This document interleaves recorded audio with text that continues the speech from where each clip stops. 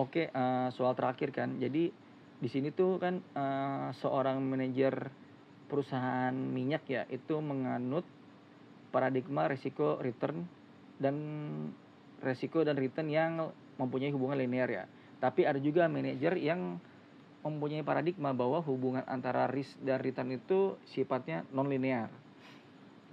Dan gimana sih pandangan kita terhadap hal tersebut kan? Nah, kalau menurut saya pertama, berdasarkan pengalaman saya sih, eee, kalau kita menggunakan atau mengadopsi sistem korporasi ya, pandangan terhadap risk dan return itu pasti ada dua.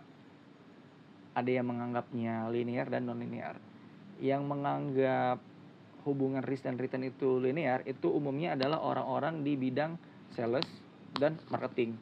Karena tuntutan dari perusahaan terhadap dua departemen ini adalah pendapatan yang banyak, penjualan yang banyak gitu kan. Sehingga terbentuk konsep bahwa dengan target penjualan yang banyak, maka kita membutuhkan pemasaran yang banyak gitu kan.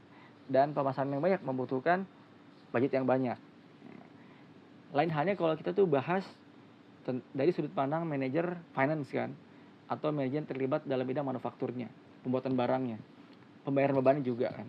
Jadi menurut manajer finance itu, pendapatan yang banyak harus diimbangi dengan pengeluaran yang hemat. Tingkatkan pendapatan dan kurangi beban. Itu konsepnya kan.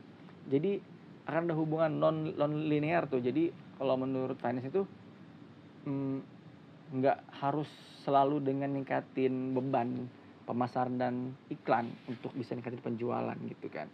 Tingkatin skill dari individunya. Nah, itu ya tadi kenapa bisa ada dua pandangan non linear dan linear dari sisi manajer. Nah, sekarang pandangan saya gimana nih untuk perminyakan? Kalau menurut saya, hubungan antara risk dan return dalam bidang perminyakan itu harusnya linear ya menurut saya. Karena walaupun ya saya akui sih bahwa harga minyak itu fluktuatif ya dan bisa dipengaruhi oleh banyak faktor eksternal kan, kayak geopolitik, OPEC, terus permintaan global, perang juga kan. Akhirnya kan fluktuasi harga ini kan bisa nyiptain risiko kan.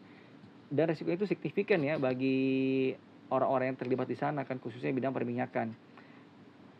Tapi jadi gini ya, itu membuktikan secara teoritis bahwa bisa saja kan jadi risk yang kita tuang di situ kan nggak sesuai sama returnnya, karena tadi returnnya itu dipengaruhi oleh banyak aspek kan.